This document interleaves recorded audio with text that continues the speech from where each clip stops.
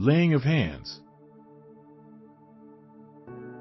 Laying on of hands is where a person, usually the minister, places the hand usually on the head to pray for someone. To ordain or appoint a person, example Moses appointing Joshua.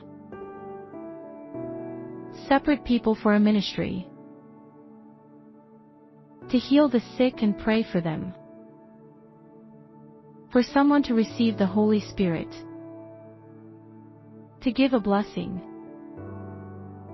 Do not lay hands on just anyone suddenly. Check first.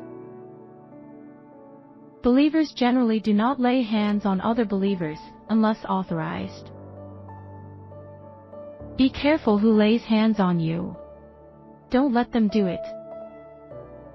It is not a minister or worker.